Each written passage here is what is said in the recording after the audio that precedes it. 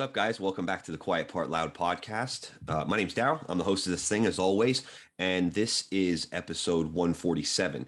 First show back last week. Went okay. Went a little longer than expected, but lost track of time and was just speaking on it, and it was just good to be back. So for everybody that has listened, the engagement's been really good. Been really happy and surprised to see that effectively the engagement has picked up right where it left off sort of 8-9 months ago. So thank you for engaging with us on that. I hope you found the show informative, and if not informative, at least somewhat entertaining.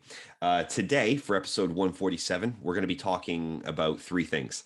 One, we're going to be talking about OnlyFans. And with that, I want to go into some of the, I guess, maybe a deeper dive into sort of media, advertising, how brands are, how they are perceived to be, what's truly going on there, etc. The second thing I want to talk about is ivermectin. For anybody that doesn't know what ivermectin is right now, hang tight. We're going to tie this into the recent news that Joe Rogan came out with a couple of days ago, announcing that he had COVID and how that all ties in, plus sort of some of the commentary that I've seen around it from my own sort of personal social network group and the wider media landscape as well. And then third, I have a confession to make, and I'm not going to say what the confession is. Stick around. And for those of you that interact with me more regularly, you won't even know this. There's probably 3 people in total that know to date what I'm about to confess. And it's really embarrassing, but it's going to be cathartic and pose somewhat of a, I guess, a warning to others. So let's get right into it. So the first thing I want to talk about is the fact that you can follow us on Twitter, you can follow us on Soundcloud, you can follow us on Spotify, and you can follow us on YouTube. It's always either The Quiet Part Loud or it's Quiet Part Loud. So have a look around, and if you're interested, you'll be able to find us. Okay, so business out of the way, summary, table of contents out of the way. Let's get into it. So the first thing I want to talk about is OnlyFans. OnlyFans, and this story for most people is a little old now. It's a couple of weeks old, but obviously OnlyFans announced that they were going to be banning all explicit content, all adult sexual content from the platform. And if you know anything about OnlyFans, you know that that's probably about 98% of their entire content. The makeup of their content is effectively porn or a shop window for porn stars who pose as escorts, or, you know, nude models, whatever, right? But it's all of that sort of thing. It's a marketplace for girls who, you know, want to put themselves on sale. So obviously brands didn't want to align with that sort of content. So they tried to use their influence, and almost did successfully get OnlyFans to remove what was the whole foundation of their platform, right? Without the sexually explicit content on OnlyFans, there is no OnlyFans. What are you going to do? You're going to pay somebody, some random fitness, quote unquote, fitness guru, and follow them just because they wear, like, you know, skimpy workout gear? And, you know, maybe that's for some people. I'm sure those people have tons of followers. But the top 1% of earners on OnlyFans were girls getting their tits out, you know, or being more explicit. And so the move made no sense from a fundamental point of view as to how the platform, you know, currently makes money, currently, you know, develops traffic and holds traffic. And that's the appeal to advertisers. They want the audience and they want the data from the audience. But these advertisers, because they're so 1 foot in and 1 foot out and pretending to be something that they're not, they have to appear like they have a problem with salacious material and don't want to align with it, which is garbage, right? Because all they're after is audience, numbers, engagement, and the data that goes behind that, so it can inform future decisions, future campaigns, behavioral motivations, behavioral actions, etc. So the idea that an advertiser would come to OnlyFans and say, we're not going to advertise on your platform because of the sexually explicit material, I understand that, but it's not genuine, right? Because again, what they want is they want the numbers. And without the explicit content, you don't have the numbers, which makes OnlyFans null and void in terms of a monetization platform, in terms of anything that advertisers or brands would sink their teeth into. They're just not going to do it, right? It's critical mass. And without the porn on OnlyFans, they don't have any mass at all. They have a bunch of weirdos that just want to charge for, niche things. I mean, don't get me wrong. I've never deep dived into OnlyFans' audience. I know it for what everybody else knows it for. So anyways, the CEO of OnlyFans said, you know what, you're right. These advertisers and these brands are right. We gotta kill that. But quickly realized, how he didn't realize this before is beyond me, but quickly realized that this was a terrible decision. And without the explicit content, he had no platform. And without any explicit content, you don't get any tips. You don't get any revenue. You don't get, ad revenue from the advertisers that are willing to associate with you. You don't get all of this income that you've become quickly very comfortable with and reliant on. But he made the decision to say, no, we're banning explicit content. Now, obviously, the kickback was immense for this, and the reality of the situation was put forward to him as to what a stupid move this was, and he quickly reversed decisions. That's all fine, I guess, to a degree, because ultimately this is what companies do, right? They say, we're going to take a decision because it's ethical, it's moral, it's what we believe in, it's what we should stand for. But then as soon as they realize that the purse strings are going to get hurt, all that morality shit goes out the window, right? These guys were all like moral crusaders a week ago saying, you know what, this is best. It's best for the platform and the content that we want on here. This is not it. Well, what you want from the platform is money. That's why you built it. You didn't build a tipping website for people who do woodworking, right? Or crocheting, right? That's not what OnlyFans was for. OnlyFans was born to allow women a way to earn money, and dudes too, during the pandemic, right? When they couldn't do anything else, couldn't get together face to face. People were focusing on other things. So they had to launch this. And good on them. Good on them. It's made a shit ton of money, but don't pretend you're this moral crusader when you're not. What you were looking for was a potential avenue to more money, because it's the same with these advertisers and these brands, right? Everybody claims to be woke. Everybody claims to be morally superior. But when it comes right down to it, they lack the courage of their convictions, because they go where the money is. They go where the clicks are. And because wokeness was trending, all of these brands packed up and walked over to that side, right? We saw Gillette do it, like any number of brands you want to mention. Nike have done it, right? It doesn't land well. It lands well with a very small portion of the population who are generally out of their fucking minds anyways, because the stuff that they believe in, the stuff that they propose and are proponents of, doesn't make any sense. Historically, it's bankrupt as an idea, because we've gone through, what this wokeness, this ultra progressivism gets you. And ultimately it goes to Marxism. And we talked about that on the last episode. But all these brands, they quickly hot step over to whatever's fashionable. The NBA have done it, right? LeBron James has done it. He won't criticize China, but he'll criticize anybody that has a problem with BLM or Black Lives Matter, or at least he did until he realized the error of his ways, and until he was called out for his absolute hypocrisy. Because there's no problem with LeBron wearing Nikes that are made in a sweatshop in China, right?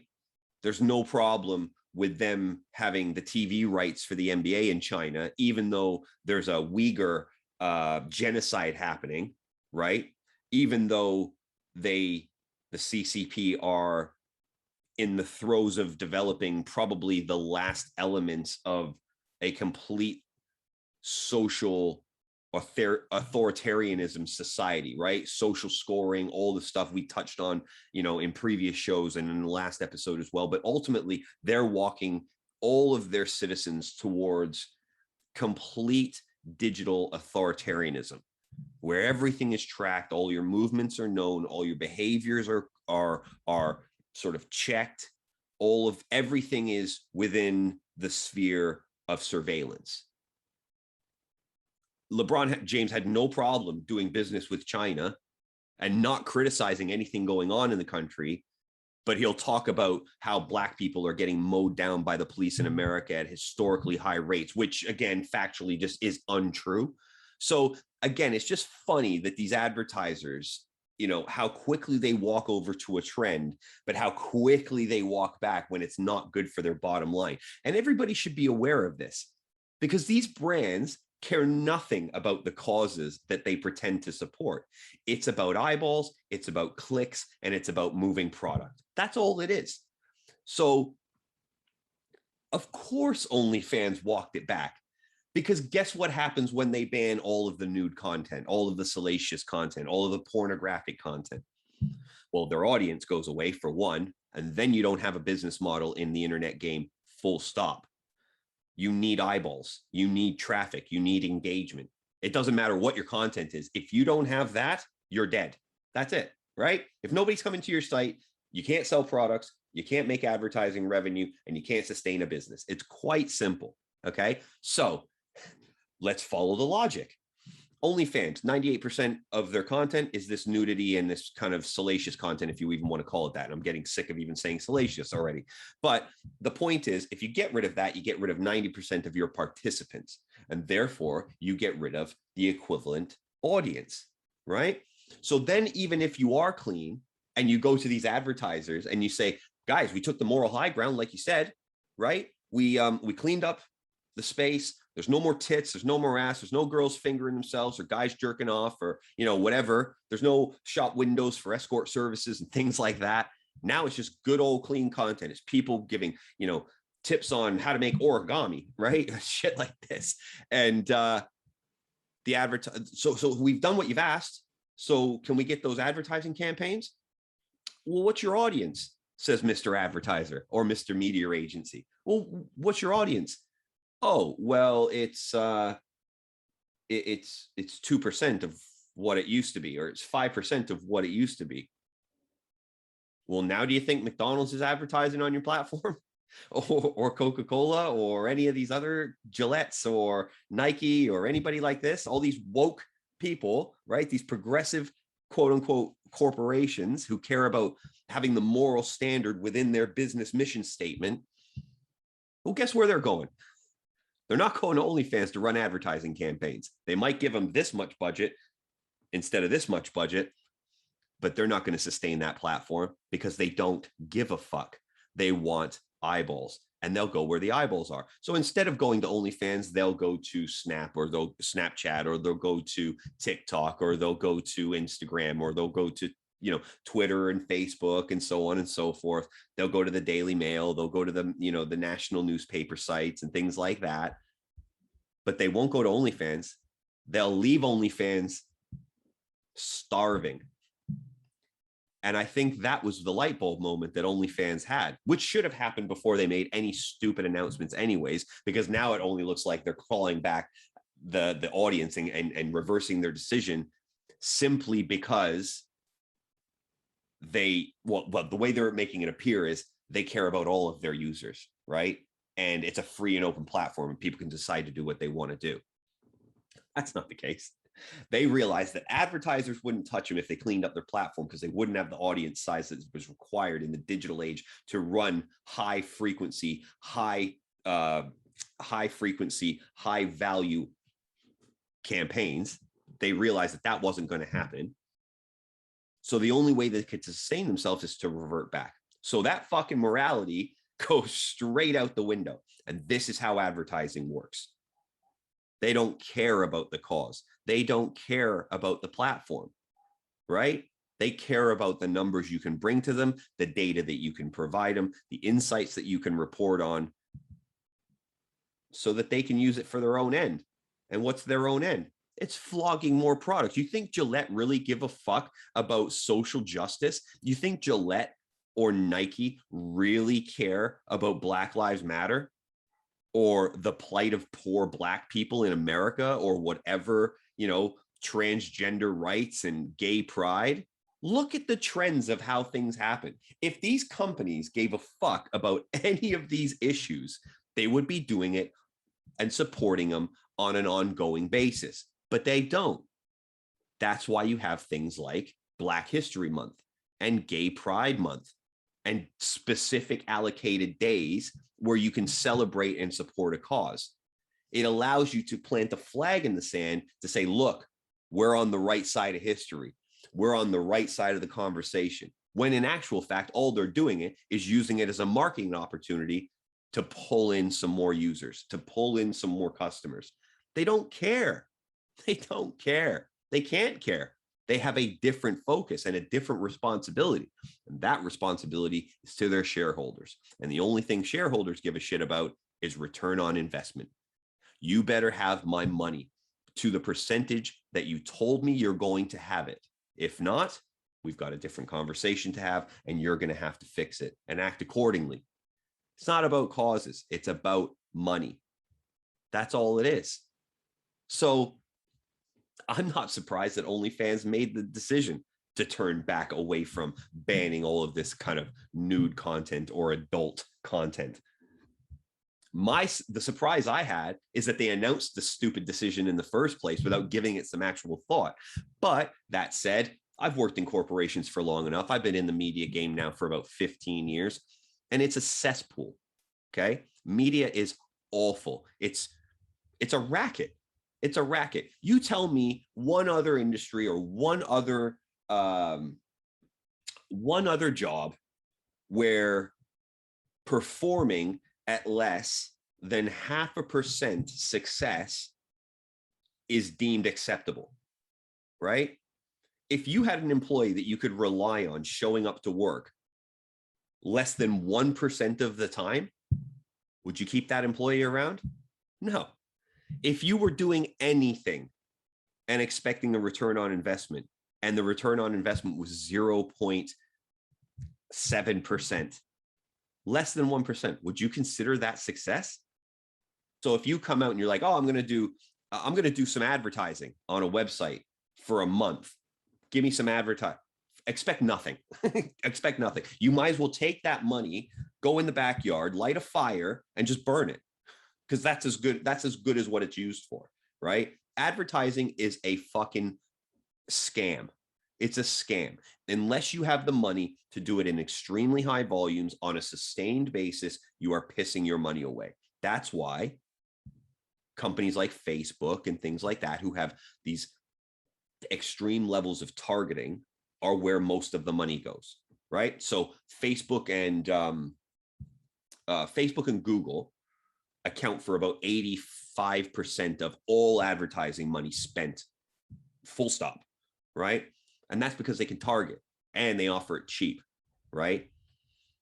But it's still shit.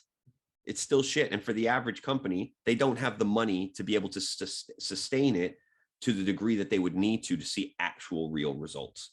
It's a farce. It's a farce. And it's just an incestuous kind of rotating door of people going in one company and out to another, and then back in and back to that company, or over to this brother company or sister company. It's just like this incestuous circle of agencies and personalities within it who think they control the world, but actually they're doing nothing. They're making no impact, right? I see LinkedIn and, oh, we're so proud of this campaign. I saw one the other day that I posted on Twitter or on Facebook. I can't remember. And there's a show for anybody that's not in the UK. There's a show on this Channel 4 is the channel that it's on. And it's called, what is it called? Naked Attraction. And the basis of this show is they get one contestant and they have like 7 or 8 panels, boxes, colored boxes. And these colored boxes have a person inside them, man, woman, sometimes both mixed, depending on what the player's persuasion is. And the game starts and the screen starts moving up. So you see their feet and their knees and then their pussy or their cocks, right? So you've got dicks and pussies just boom, straight at you. And the purpose of this show is it's a dating game. Okay. So once the screens have gone all the way up, you've got 7 people there, stark ass naked, and this person commenting on them. Oh yeah, I like big pussy lips, or I like inverted nipples, or I like a stretch mark, or I love tattoos, or piercings turn me off, or whatever. What's up with that guy's pubic hair, kind of thing, right? Just completely judging these people who are stark bollock naked on primetime television. So anyways, the contestant will end up choosing one of these saps, right, to go on a date with. Now they have to reciprocate. So that person's been naked. They come down, right? It's like the final 2. They come down. They pick the final 2. They come down. And then the game player comes out and they're naked. So it's like, okay, first impressions kind of thing. Then the player picks one of the last 2 contestants to go on a date with, and they walk off buck naked, right? It's such trash, right? And I only know this because I watch Gogglebox on occasion, and I've seen how the show is all set up. I don't watch this fucking show, not at all. But that's how the show's set up. Now, Channel 4, right? Global Media, who are a massive media company, and TfL, Transport for London. All of these geniuses got together and said, we need to do a campaign for the upcoming season of this show. What should we do? So they decided, as part of their advertising campaign, to do a sort of out-of-home campaign, right? So what they did was they developed a sticker that goes on the London double-decker buses, right? And on this sticker, it basically, so picture a bus, right? Picture a bus, wheels there. Effectively, the sticker went across the whole side of the bus and then went down a long ways there. So down the long ways there, it was like Channel 4, new season coming. Along this way, which was right under the windows, the top windows of the bus, it said Arrow. It was Arrow. This person loves naked attraction. And then a few seats down, there was another arrow. It said, this person hates naked attraction. And then there was another one at the front of the bus that said, this person loves being naked.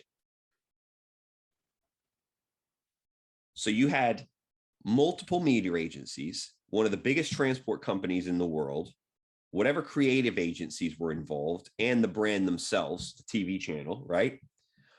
All at some point were sitting in a room together, or probably not, because that would be too much to ask and way too efficient for the industry, right? It was probably a series of 400 meetings that, they were batting ideas around and taking things offline and circling back and, right? All this garbage. And they came up with that. They came up with a black sticker with 3 arrows on it saying, this person hates our show. This person loves our show. This person loves to be naked. Now, nothing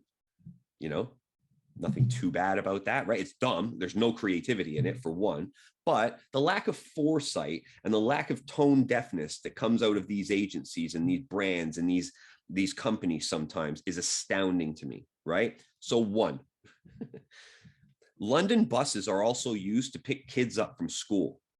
So it stands every chance that you could have a little girl sitting in that seat with an arrow pointed to her saying, I like being naked. Imagine, or it's an old person, or it's a lady, or it's anybody that didn't agree to being labeled as somebody who enjoys being nude, right? Because let's be honest, we've got perverts and weirdos walking all around. And like I said in the post that I made about this, do I expect this ad to be, a leading cause of sexual harassment or rape or whatever? Probably not, maybe not. But when you have 50% of women, more than 50% of women claiming that they have used public transport and at some point in their life, they have been subject to some form of sexual harassment.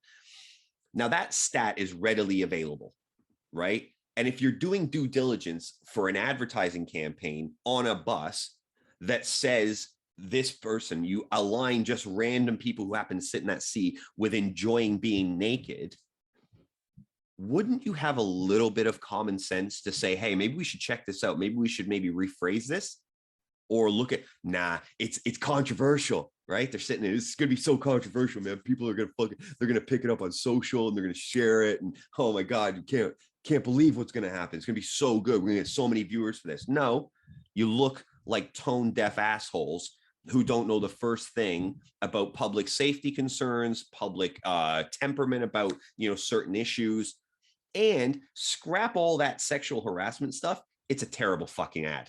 It's a terrible ad, right? It does nothing to appeal the show. And to be honest with you, anybody that watches that show is a fucking retard anyways. So I don't, we're not the same type of people. I don't watch that crap. I have no interest. If I wanted to watch cocks and pussies, I'd watch porno, or I'd go back to OnlyFans, right? But my point is, these advertising agencies and these brands, they claim to be one thing and sell you a bill of goods. They're just manipulating you in order for you to be okay buying their stuff. They don't care about these issues. This is nothing more than changing your profile picture to a gay flag, right? Or you put a Yemeni flag on there, Yemen flag on there because of the war, right? These attempts to show our social and moral superiority and our place in the world, to say we're definitely doing something, right? It's the ice bucket challenge. Rather than doing something, I'll dump a bucket of ice water on my friends, record it, put it on social media, slip a hashtag on it, and call it a day. I'm not actually going to do anything. I'm not actually going to, go for the fundraising walks, or I'm not actually going to donate anything. I'm just going to do the ice bucket challenge, put a hashtag on it, right? It's the same with Pray for Afghanistan, right? All of these influencers, social media influencers, I mean, come on. If you're listening to a social media, if you're being influenced by a social media personality, you should run your face into a wall until you can't stand up anymore, because you're a loser. Okay. That's it. If you listen to somebody on Instagram who has 5 million followers because they have really nice hair, and you use them as your moral compass, go ahead and smash your face into a brick wall until you're unconscious. Do everybody around you a favor and put us all out of our misery, because you're an idiot. You're an idiot, right? So these brands don't care. They're selling you a bill of goods to make themselves seem important, so they can attract more customers, so they can flog products. And I'm probably not telling you anything you don't know already, but it was worth kind of dissecting how the OnlyFans thing most likely came about. And I don't know if that's how it came about, but I can hazard a guess that was probably how it came about. They realized they were going to go broke in a week. And they were like, well, we can't have that. We've got investors. They need their money back. So you better keep that tits and ass flowing hard, because nobody wants to watch Judy over here doing origami, right? Nobody wants to watch Betty doing anything about crochet. And I'll be fucked if I'm watching Nick from Vermont make little pianos on OnlyFans and paying him a $5 a month. Get the fuck out of here. If I'm paying anybody a $5 a month, I want to see some tits, right? Or I want to see some cock. That's what people are like. That's what people are like. And I don't feel bad saying it, because that's what the platform's for. If you don't want that, don't go there. There will be plenty of brands that will align with content on OnlyFans. And if not, keep getting the escorts on. Keep getting the prostitutes on. Keep getting the people who like getting their tits and, and their cocks out in front of anybody, right? There's plenty of them. Trust me, you could never get through all the porn that's ever been made. You probably couldn't get through all the porn that's been made this year in your lifetime. There's plenty of this content out there. So just do that. Lean into what you're doing, what's working, and fuck everybody else. Because if the numbers are there, you will eventually become undeniable, right? It's not like you're making snuff porn. It's just girls dancing around doing the little, whatever, I think. So yeah, just understand advertising for what it is, if you don't already. It's just using you. They only want to use you. They want your data. They want to know what you're interested in, right? So that they can turn around and sell you something. You're not good. You're nothing to them if you're not buying their stuff. So maybe we'll just leave it there. But I had to touch on the OnlyFans thing because it's hilarious. And the wider landscape, which I'm involved in, and I hate being involved in it, but I'm just glad that I've positioned myself in an industry where there's a little bit of credibility and respect for the advertising campaigns that you can do, because they matter, right? They do make an impact on other people positively. It's not just, here's Walker's Crisps and here's Gary Lineker doing another not funny commercial, so buy some crisps, right? It's not that. So I'm part of the evil, but I guess I'm a more benevolent part of that evil.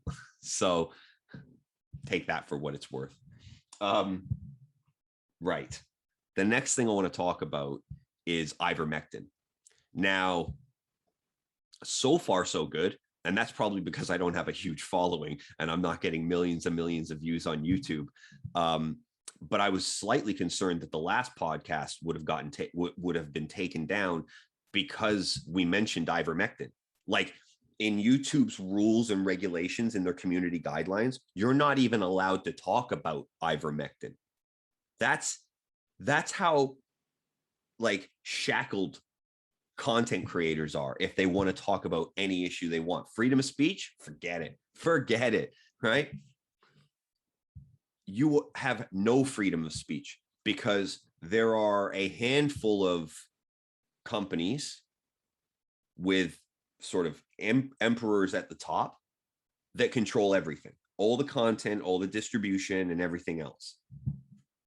So I was a bit worried that the last episode would have been taken down, but they probably haven't even noticed it's up yet. So we're probably safe for a minute. But, like Instagram, get videos taken down like 3 years later because there was some music in the gym and now there's like a copyright infringement claim about that music and you have to dispute it. And you have to say, listen, that was playing on the radio. I just was filming myself working out.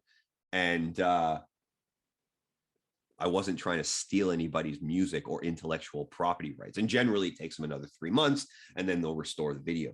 But YouTube don't even care, right? They've got algorithms that are just searching for words. So I was really surprised that it didn't get taken down, but it's probably because the size of the show. Maybe this one will. I don't know. Not that I'm trying to get removed from YouTube. I actually want to build this thing up again.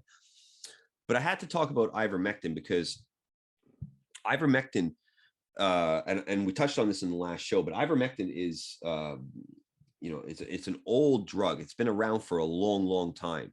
And it's an incredibly safe drug from the research that I've read and from the scientists that I've heard talk honestly and openly about it.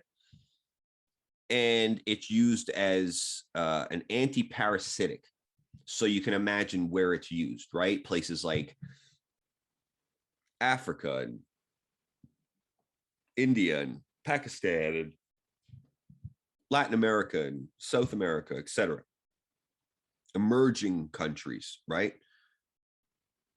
Well, it's been used for decades with little to no consequence or negative reactions to it, right? Negative side effects, they're not present. And because it's so safe in being used as an anti-parasitic, there are so many other uses for it. They use it in animals and for horses and, for the same thing.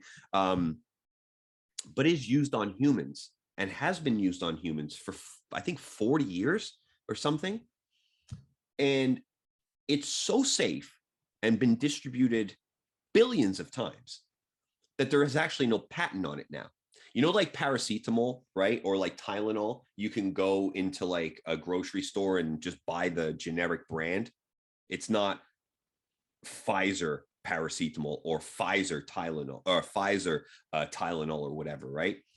You can have all these different generic brands. And that's because it's so safe to produce. Ivermectin's like that.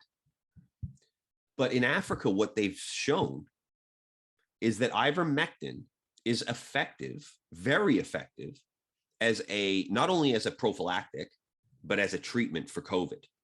Okay. So this is not medical advice, by the way, unless you haven't guessed yet. I'm not a doctor.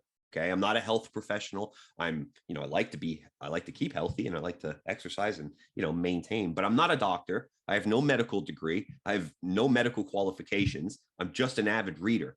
And I like to critically think about things. And I don't let mainstream media pump shit into my ears and spoon feed me, garbage.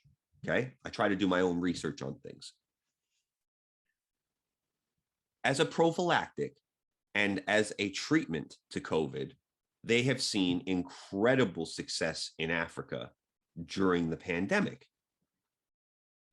So some Western doctors have picked up on this. They've started doing their own research and their own, no, I don't think they've been doing their own experiments. Maybe they have. But it turns out that if you take this stuff, don't ask me about the specifics of the treatment, because I think it's like an ongoing series of taking ivermectin. Apparently, it's something like 85% successful in stopping you from actually getting COVID.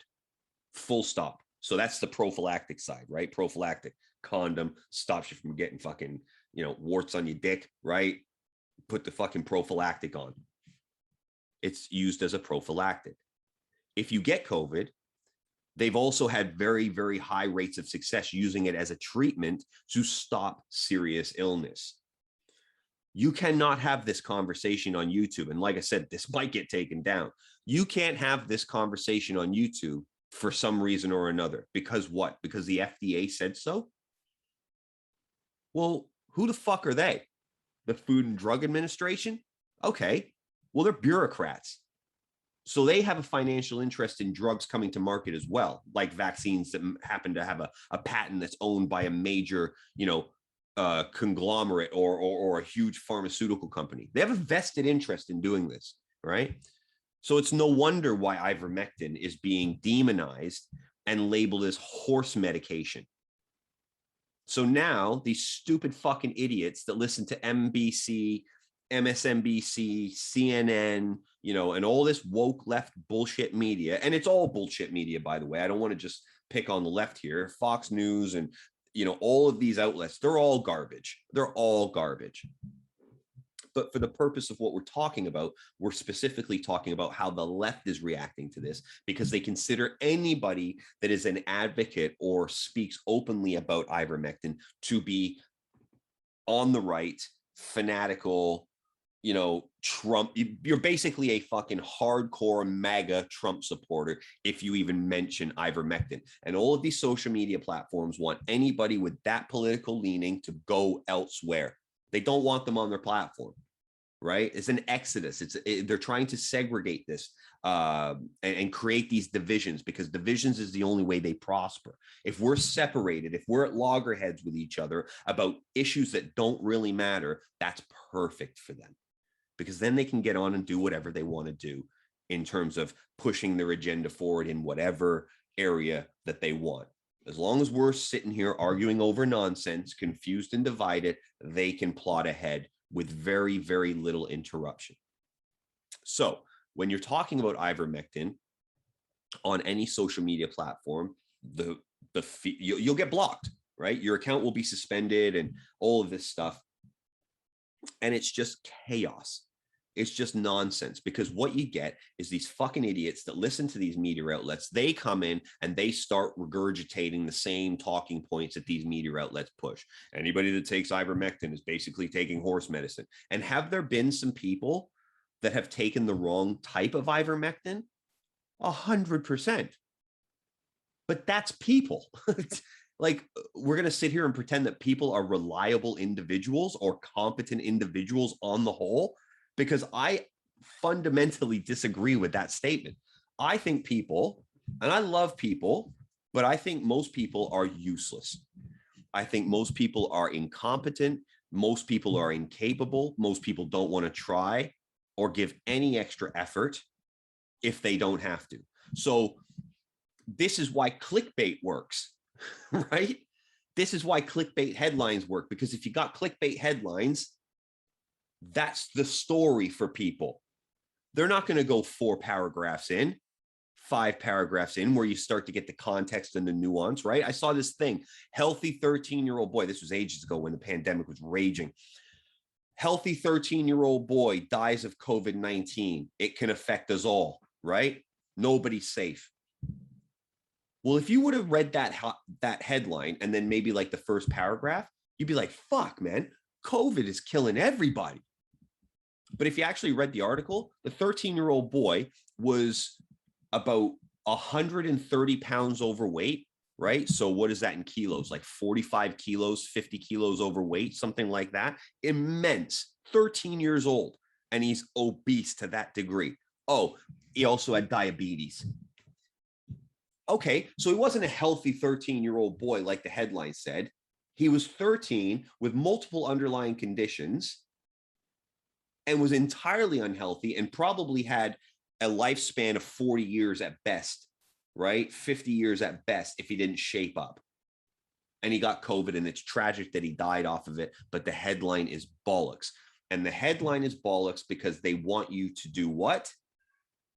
They want you to click on the fucking thing. Why? So these advertisers can get the eyeballs, the data, and the interaction on their ads. What we were just talking about OnlyFans. This is why clickbait exists. And they know clickbait works because the attention span of most of the people in the world lasts about that long. You can't have an extended conversation with people, right?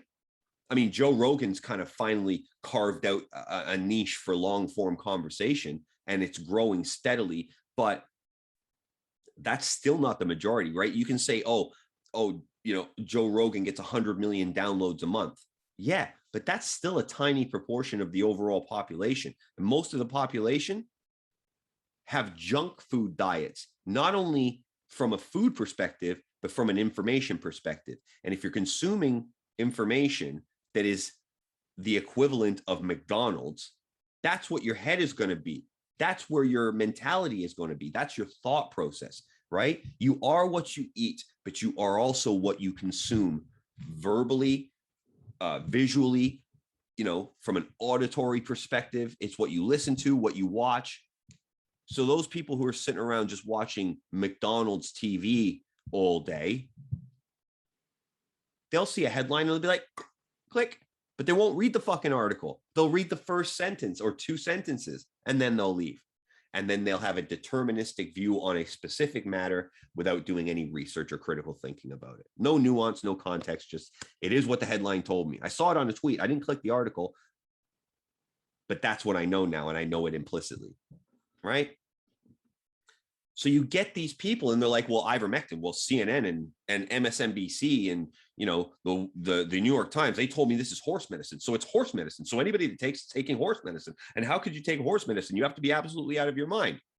You must be a Trump supporter, right? It's funny how the line goes.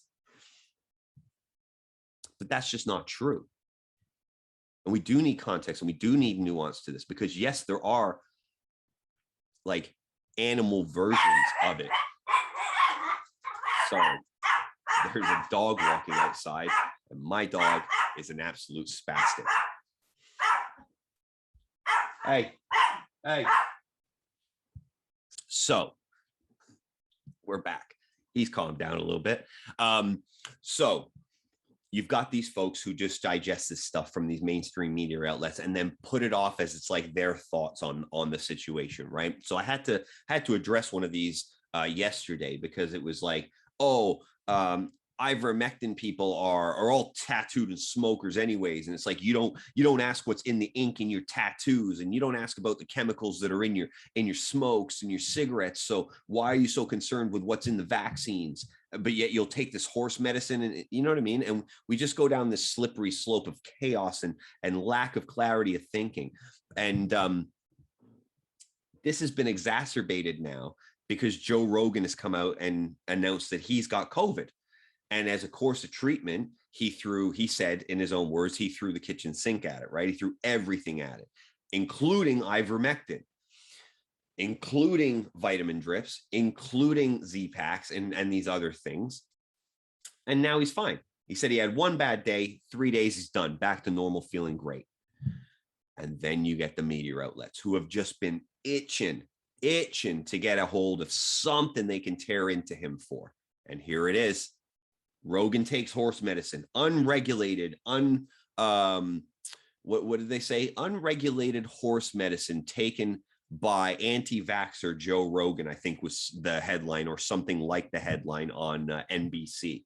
And it's just such disingenuous bullshit that is then regurgitated out by these progressive left assholes who think that they got the moral high ground in every situation. And again, they don't do the research. This person's telling me, well, it is horse medicine. No, it's not. Like, no, it's not. Fucking read a website. Go on to like the World Health Organization or something like that and go and check it out for yourself.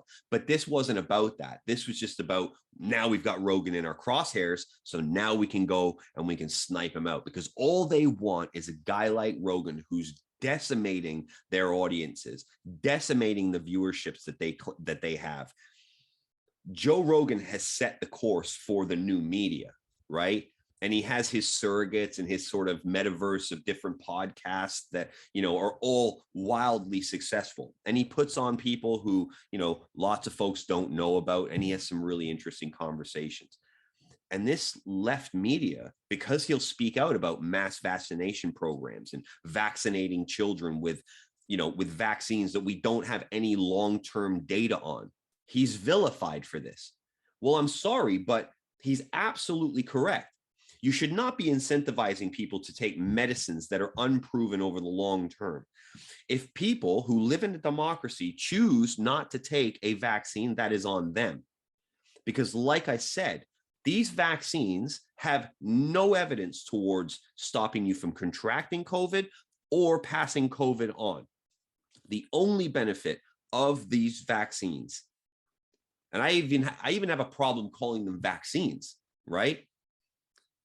The only benefit of these vaccines is that they stop people from getting serious illnesses if they do happen to catch COVID. But if you look at the statistics, and maybe we talked about this on the last show, I'm not sure, but if you look at the statistics around COVID, it only has a 0.1% death rate, okay, of everybody that catches it, meaning that 99.9% of people who catch COVID recover from it fully, right? Also, of those deaths, so 100 people catch COVID, 0.1 person is going to die off of that, right? Doesn't even have a death rate of 1%.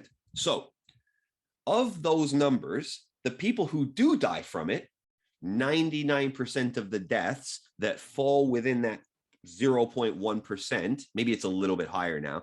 I'll check and come back. Don't want to be fact checked by some asshole who's got nothing better to do, but it's not high. It's not 1% for sure, right?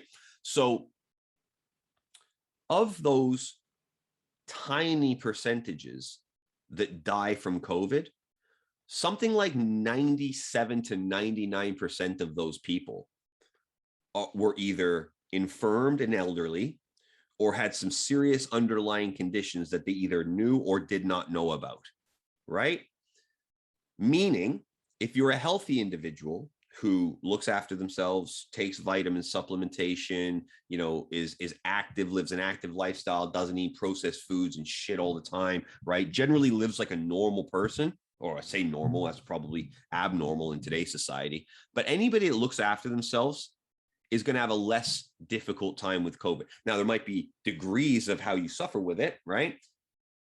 But I would hazard a guess that anybody that suffers from COVID isn't or wasn't healthy in the first place, right? I think that I've probably had COVID at least twice, because there have been a couple of times, I haven't had the flu in like 2 years, but there's been a couple of times where I felt a bit run down, had a bit of a cough, and, you know, within a day or two, it's gone, right?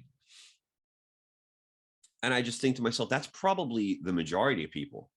And the statistics kind of back that up. So in terms of how we view these vaccines, what are we taking them for exactly? Like, okay, so I say that, right? But I'm double jabbed now. Got my second jab this past weekend, but I did that for my own reasons. I didn't do that because I was forced to do it. And what I'll say categorically now is that if any government restricts my travel, or my own government tells me I can't participate in life because all of a sudden we're going to require annual booster shots, they can fuck off. That is the hill I'll die on. I wasn't willing to die on the not getting vaccine for the sake of not getting vaccines, because I have a vulnerable wife.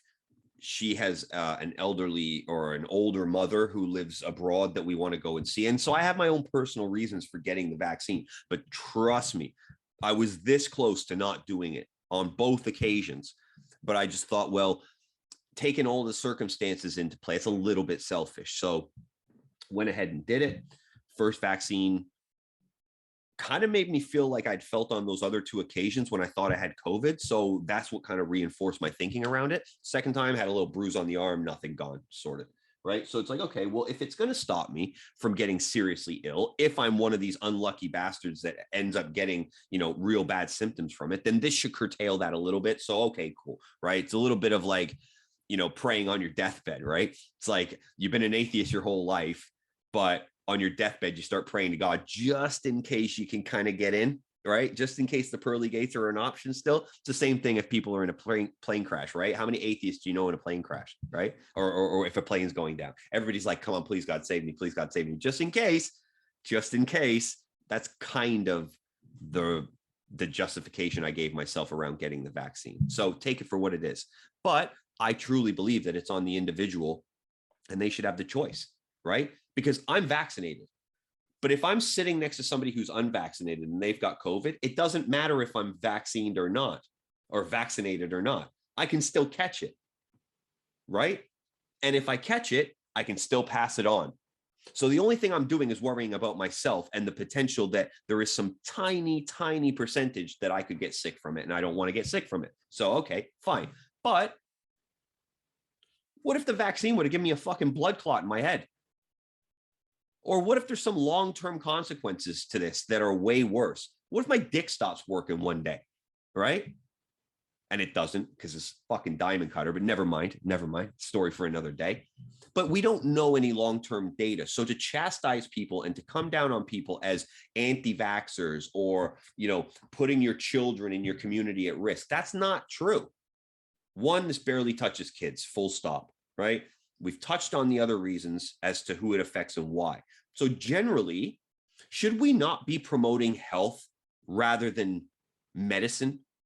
Because again, it's the same thing as like antidepressants and stuff like that, right? You go to a doctor, I feel sad. Here, take these fucking pills. That'll make you feel better. Well, what you could have used is like a hard session down the gym for an hour and a half to smack your lazy ass back to reality and let you know that you've got some muscles, some blood pumping through your veins, and you've actually got a reason to live and you can accomplish things and get better at things if you actually try a little harder. Nobody wants to try hard. Nobody wants to give the actual things and the actual reasons and solutions behind things when they actually require a bit of effort.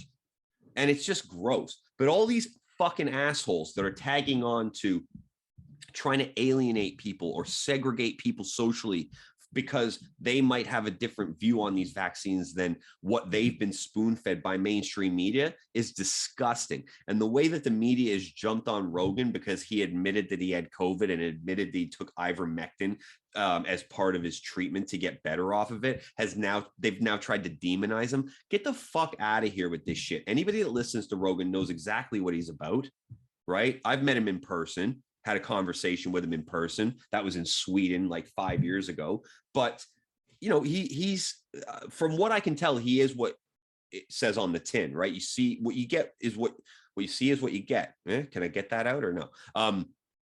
What you see is what you get. And that's very much, how I like to play things as well. Like I am who I am. And I want to talk about what I want to talk about. And if this doesn't fit with YouTube, then I'll find another platform to do it on. Because what have I got to lose? 100 subscribers? Right? Like 20,000 views on my video. Like, what? Like, I'll be fine. I'll be fine, YouTube. Like, I'm not scared of being banned off YouTube, having a channel on YouTube. Like, I'm not going to be Mr. Beast anytime soon. I wouldn't imagine. But I want to talk about it because it's so disingenuous what these brands and what these agencies and what these television stations do. And this population, this portion of the population that's just ready to be shepherded along with all of this rhetoric and all of this nonsense without any historical context is really, really concerning to me. And I think it just needs to be called out. So I did that on social media. I called this guy out for his post and his friends for all their stupid comments around it. Then he came back and tried to justify it and then gave me his, yeah, but what about kind of argument. And that's what they do, right? They try false equivalencies, right? Yeah, but what about, oh, we may have, but look what these guys did over here, right? It's always that sort of an argument. It's a distraction piece. It's like a don't look here, look over there. It's just a distraction because they don't want to actually have any meaningful conversations. They want you to comply with what they think. And if you don't, then you're the oppressor or you're the enemy or you're the other, and you should be segregated accordingly. Listen to Justin Trudeau, this fucking Chinese Communist Party puppet, right? Talking about, oh, well, you can't get on a train. I think I mentioned this in the last show. You can't get on don't be expected to get on a plane or a train. Now he's come out and he's escalated. He said, these people are putting your family at risk. These people are putting your kids and your family in danger, purposely trying to segregate the population against each other. Why? Because political division can get you elected. This guy's a puppet. This guy's cozying up with the CCP. It's absolutely horrendous, all of the shit that he's doing. And most people seem blind to it.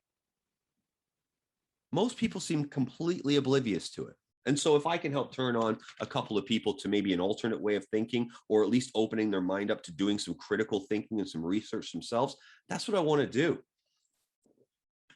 Because we're on a slippery slope, folks. We're on a slippery slope that may already be way too greasy for us to stop sliding all the way to the bottom before we can start rebuilding back up. But I'm telling you what do they say? Every action has an opposite and equal reaction. Well, not in the case of political identity, political, what do you want to call it? It's like identity politics and political segregation, right? The kickback and the reaction to that, it's not equal. It's not.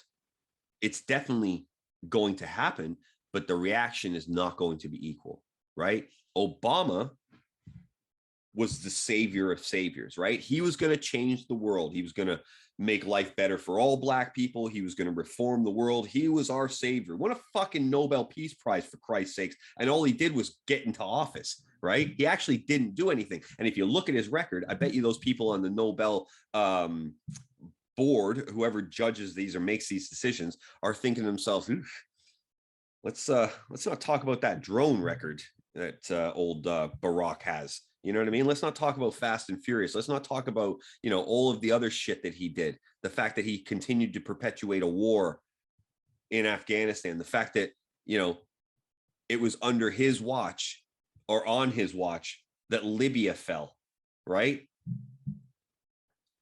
Just absolutely mental, some of the things that came out of that presidency. And I was sucking his dick like everybody else was. I was like, this is the second coming. I can't believe it. America's changed. Get the fuck out of here. And he's no different than anybody else in that game. But he had us fooled because he's charismatic, right? But the swing back off of that got you Donald Trump. And you kind of say that the swing back off of that gave you Joe Biden, but I don't buy it, because I don't buy 81 million people in America voted for Joe Biden when he couldn't even get a parking lot full of supporters while he was on the campaign trail, right? He was dead in the water until South Carolina. And I forget the gentleman's name, a prominent Black figure in South Carolina, came to his support, basically won him the Black caucus vote in South Carolina, and that started the ball rolling for Joe Biden and his presidency, right? Don't forget, he was dead in the water. It was Bernie's race to lose, and he lost because the Democratic Party hates him. But you can kind of say that that was the kickback because, obviously they put him in place because he was the only one that stood a chance of quote unquote beating Trump in an election. But the mystery and the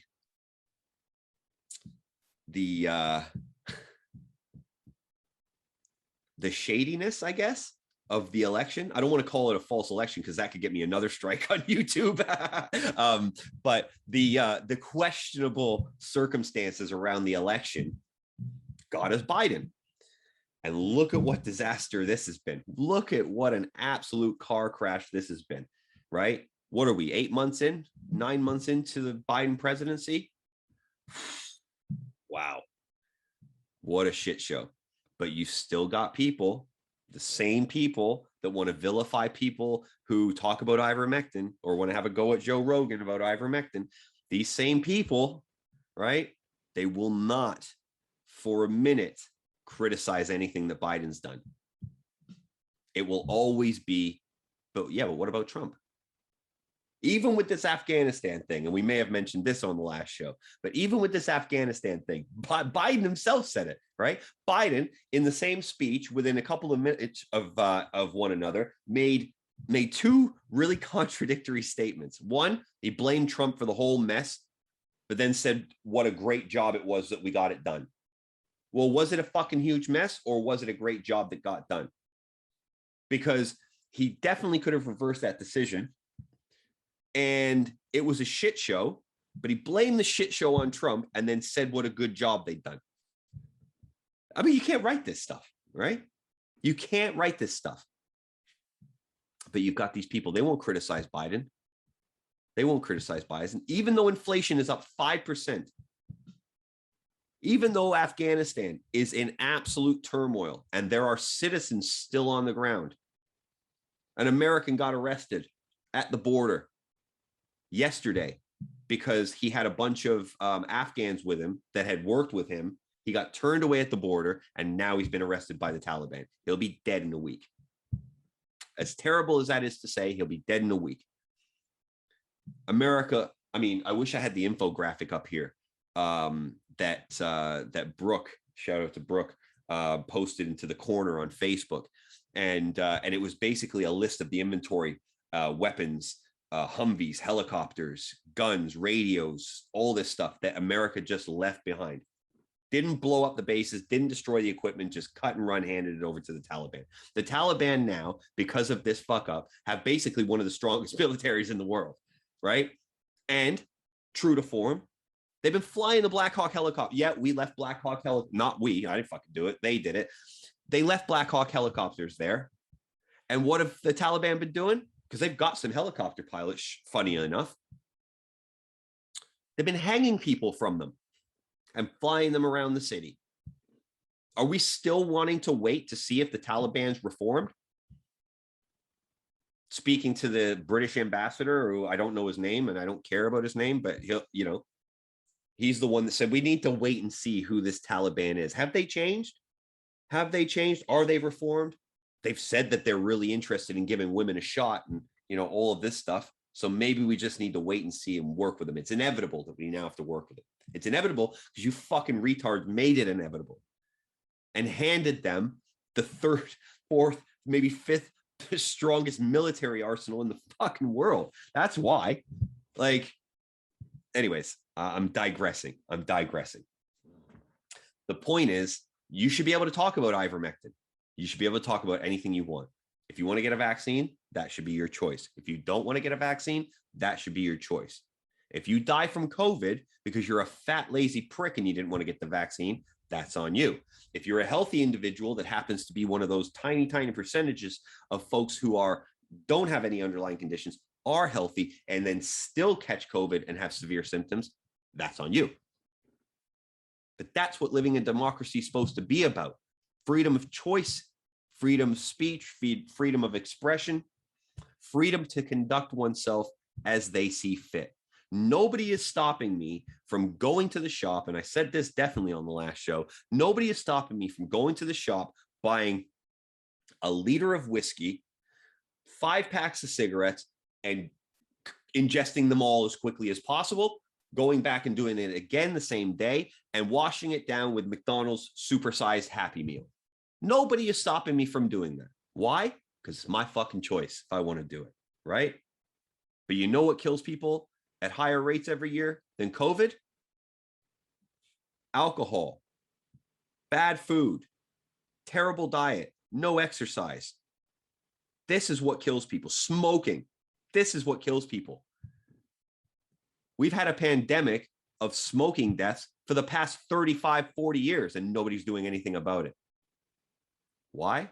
Because there's money to be made, and these governments don't care. So anyways, I'm digressing. The last thing I want to talk about is it's a confession. I have to confess something. And as I said up front, there's only a couple of people that I've told this to. One, my wife, and then a couple of friends who I knew could definitely keep it a secret. But now some time has passed and I'm over it. It's happened. I've recovered and I've moved on. So now I can, it's always one of those things, right? They say, oh, you'll look back at this one day and you'll laugh. When it happened, I didn't feel like laughing. I felt like taking my laptop and snapping it in half. And I felt like putting my head through the television. I was irate. I was somewhat inconsolable for the better part of 48 hours. But then I had to snap out of it and just learn, or at least accept that there has to be a lesson learned in this somewhere, somehow. So I'm so embarrassed. I'm so fucking embarrassed. So I am a massive proponent of cryptocurrency, right? Anybody that wants to talk about cryptocurrency, and I'm going to have a guest on soon who's an expert, works in the crypto space, has for years, and knows a lot more about it than I do because I know almost nothing about it. But I'll speak on it with absolute confidence, right? But I'm a big proponent of it. I think it's inevitably going to be the future of money.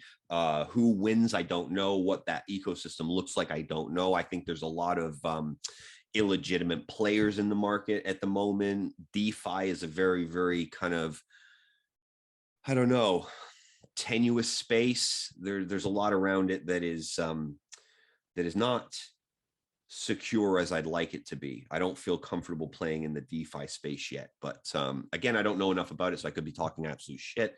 But nevertheless, I think of it like, when credit cards were introduced and people could have all of their money on a little, wallet-sized card, there were people out there who were detractors, and they were saying, never going to happen. My money's cash. Right? That's how I deal with money. I don't trust some plastic card. What the fuck is this plastic card? Right? And it was that, and then sign, right? Take the imprint and then sign, match the signatures, good to go. And then it became, digital, right? And then chip and pin came in and people were like, what? I'm not just touching my card against a machine and having that be a payment. Anybody could steal my money. That's completely unsecure, right? And now most transactions happen contactless. I would hazard a guess. I don't have the data around it, but I would imagine just by my own habits that where you can, you just take it out and ding, and that's it, right? And now obviously you can do it with your phone and Apple Pay. Apple Pay is even better than using a card, to be honest with you. The last, 5 or 6 things I've bought, whether it be at the grocery store or whatever, I've just used my phone, right? So again, people only a few years ago were saying, no way, I'm not using my phone to pay for things. And now it's becoming the norm. And I just think, well, paper money that's for the birds, right? One, with inflation happening the way it's happening, it's going to be valueless soon, right? Or sooner rather than later, right? You can't keep pumping money into a system and expecting the currency to retain its value. That's not how economics works. And don't ask me how economics works, because I'm not an economics student either. But I know a little bit about a lot of stuff, and I can speak on that with pretty high confidence. That said, I think crypto is the future. I think it's inevitable. blockchain technology seems sound. The security around it seems sound. And it brings this sovereignty back to the individual, where you're not reliant on having to keep your money in a place where they give you a 0.1% APR, return on your investment, right? It's, I don't know if we've talked about this before, but like, if that's the rate of savings you're getting, your savings, and inflation is 2%, your money's going down in value. Coupled with the fact that inflation has gone up 5% in America and will go up in the UK in a respective manner, I presume I am making a call on, that's going to make the problem worse, right? So as goods and services become more expensive, because of inflation going up, and you've got your money held in a static savings account that is, a fractional percentage of the overall inflationary number, your money is always losing value. So, as goods and services go up, this doesn't stay the same because you can't buy the same amount of shit with it as you would have been able to before. So it's actually worth less. So having your money in a savings account with like Barclays or NatWest or HSBC or Bank of Canada or whatever it is, that's stupid. That's really stupid, right? Because you're not earning more than inflation, and therefore you're not actually saving. So I'm a big proponent, because in the DeFi space, which again is a little murky and I don't understand it, but there are interest rates of keeping markets buoyant and solid that are 4, 5, 6, 7, up to 12% interest rates. All right. And I don't play in those spaces right now, but I'm learning a little bit about them. But the point is, the growth of cryptocurrency and the adoption of cryptocurrency is seeing the value increase so much that you're better off putting your money there anyhow, even with the peaks and troughs and the volatility in the market. It's still outperforming by orders of magnitude all other markets, right? Inevitably. So how long will this continue for? I don't know. I have no clue, but I'm buying more. But I've had to rebuy. And this is the confession. So I had several £1,000s invested in cryptocurrency in a wallet, in a digital wallet. And there's some rules of thumb for anybody that doesn't own cryptocurrency, but is thinking about it. Rule 1 is do not keep your seed phrase anywhere other than on a hard copy, written down piece of paper that is totally offline and stored somewhere secure. Don't tell your mom where it is. Don't tell your girlfriend. Don't tell your wife. Don't tell your friends. Don't tell anybody. Okay? Write the fucking phrase down and bury it somewhere, right? Or keep it in a safe. Now, I did that. But by mistake, I have an app, or I should say I had an app, because I'll never be using this fucking app again. I had an app. It's called Evernote. And I must have some way taken a screenshot of my seed phrase and put it in that app. Well, that app got hacked. And what happened after that? Well, I woke up on a Saturday morning and went to the gym to have a workout. And as I do when I go to the gym in the morning and have a workout, I check my cryptocurrency. I see where I'm at with things. And all I saw was this: 10,000, 6,000, 4,000, 3,000, 1,000, 0. Because it loads every time. It loads your different currencies in this wallet, right? So what you expect to see when you log in is either the number that you last had when you logged out, or it goes 1,000, 3,000, 5,000, 7,000, 10,000, right? This went the other way. I was like, well, that's a glitch. Let me shut the app down and go back in and check it out.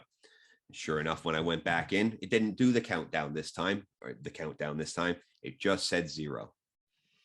I was like, that's got to be a glitch. I'll update the app when I get home and I'll check it out. I went home, got on my Mac, had a look, Sure enough, went into my recent transactions and saw it all.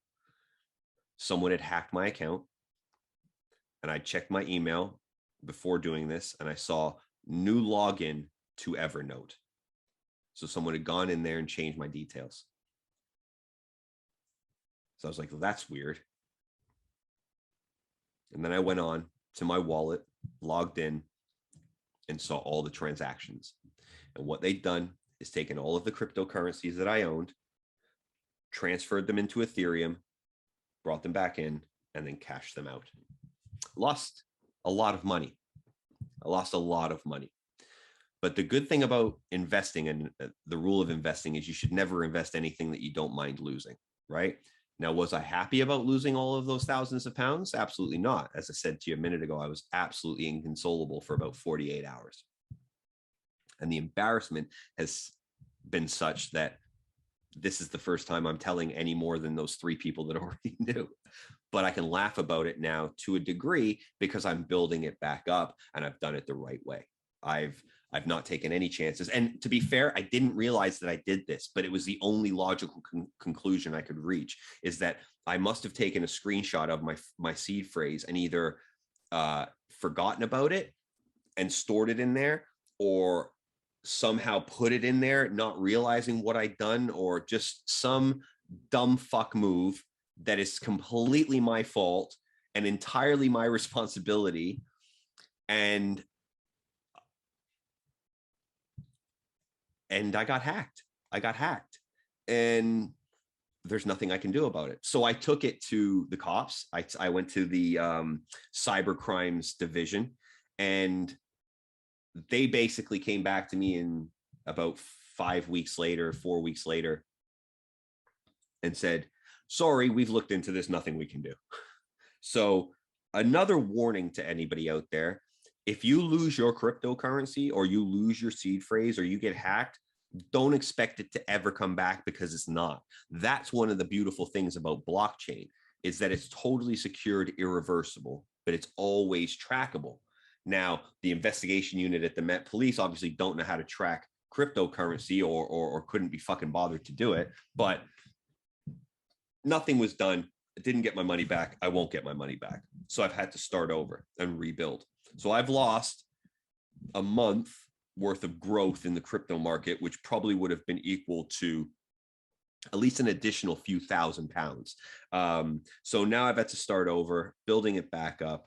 But yeah, I played myself.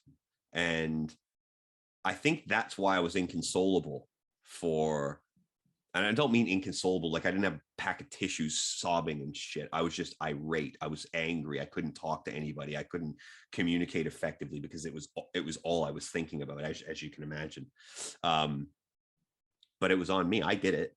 I fucked up. I somehow put a digital copy of my seed phrase in my phone, and that got hacked and got taken. If I didn't take that screenshot or didn't put that, however it happened, and I don't know how it happened, and I'm confessing. So if I fucked up and I knew I fucked up, I tell you I fucked up, but I don't remember doing this, because number one rule of crypto is don't store your seed phrase on your phone or anywhere online. Don't ever do it. Don't ever do it.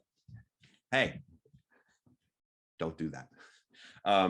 So I lost a bunch of thousands of pounds. I'm not going to tell you how much, because it's fucking, it'll pain my heart still, but lesson learned. So after about 3 days, I calmed down, and I thought it would help if I get this off my chest and tell a couple of people about it. So I told people who I knew would keep it absolutely private until I was ready to kind of confess to more people. What's going on? If you tell anyone about this, I'll fucking kill you. I'm kidding. We'll come back by tonight, okay? And they did, which was greatly appreciated. But I'm rebuilding. I'm building back better, as these gross politicians say. But luckily, there was a dip in the market, and I started buying back before the uplift kind of fully took hold. But one thing I will say about crypto, and I'm not an expert, which is why I want to get this guy Tim on to talk about crypto in a few weeks' time. I'm not an expert, right? But for me, it's one of those things that's inevitable. It's one of those things that provides a path for normal people to have a chance at succeeding, where other areas of investment are, like, if you look at Wall Street, right, and you look at like stock markets and investing in companies, these market makers manipulate the market both way for their own favor. You can't call it at all. And maybe there's some of that happening to a degree in the crypto space, but I just feel that what it offers for the individual is so powerful and so unique that it's inevitable that it's going to be the future. If you think about the fact that over 2 billion people in the world don't have access to basic banking, this solves that. Because when you have social media companies handing out mobile phones and mobile infrastructure being built all across places like Africa and other places that are underdeveloped, this is going to be their first introduction to finance. They're not going to reference the old system because they don't know it. They'll know Bitcoin. They'll know Ethereum. They'll know Cardano. They'll know things like this, and they'll use them. So even though I've lost all this money and I've had to now rebuild back to a place where I was and then continue from there, part of me from time to time thought, man, is it even worth getting back into, or have I missed the boat on this? But then I talked to people about crypto, and people who I sometimes would almost assume would have investment in crypto because of either the job they do or the person they are or the kind of mindset they have, things they're interested in. And I'm oftentimes surprised that they have no investment or very, very small levels of investment in it. And that gives me reassurance that we haven't missed the boat. And I suppose that's one of the things, right? If you're actively doing something but you think you're late, a lot of times you're not. The momentum, I believe, on cryptocurrency has barely gotten started. So anybody that wants to get involved, keep an eye out for the podcast I'm going to do in a few weeks' time, and I'll announce it more closer to the time. Keep an eye out, because this guy, he was on a friend's podcast, Brooke, who I mentioned earlier.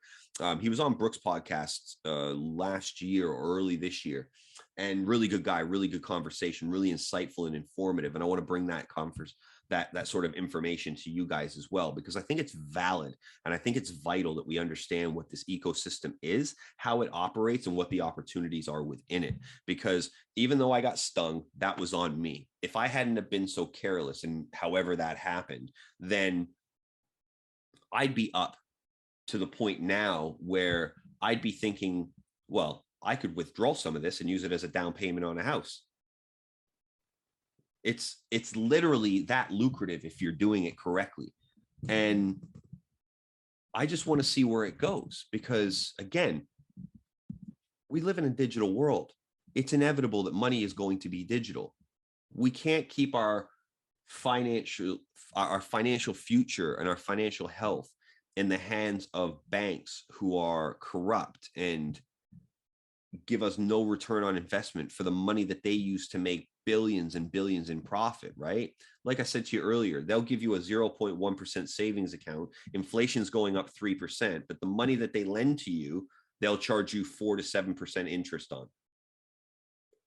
They don't have any money, by the way, right? Banks don't have any money, but in the T's and C's of the bank and their contracts with you, that money's theirs. You're effectively giving that money to them to then lend out and do what they want with. We don't want to be in a position where our money is in a place we can't get it out of. And if you want to reference, look at 2008, when they shut the bank machines down in Cyprus. And that's just one example I can call off of. You can Google bank machines closed, and you'll see what's happened in the past. With inflation going the way it's going and them not seeing any end in sight to the money printing that they're doing, it stands every possibility that this could happen to us. And if and when that does happen, if you don't have your money in something that you own and you control and only you have access to, you will be at the will of whatever these power structures are. And look at what they're doing to us now. Get all your health data in a COVID passport. We're going to start requiring social scoring systems. Surveillance is going higher. Privacy is going away. They want to erode all of your liberties so that you are totally under their control and they can tell you to do whatever they want whenever they have the whim to do it. So for me, crypto is a huge thing. I'm still gutted that I lost all that money, but I've fixed it. The mistake will not be repeated. And we'll just look to the future rather than looking to the past and these past mistakes, let's say. So I think that's it for today, guys. I don't want to keep waffling. I said we're going to talk about 3 things. We talked about that and tangented off into other things as well. But I hope you've enjoyed the show. It's you've probably seen that I've had like a smile on my face most of this episode because I'm just so happy to be doing this again. And I hope you guys are enjoying listening to it. And again, just a big thank you for everybody that did on the first episode back, episode 146, I think it was. But yeah, we're back now and we're going to keep on coming and we're not going to hold anything back. Maybe today was a bit of a tame one. I don't think so, but it's not the point to come out here and just throw hammers every time. But when there are things to address, we will address them. So that's it for now. Again, appreciate you guys listening.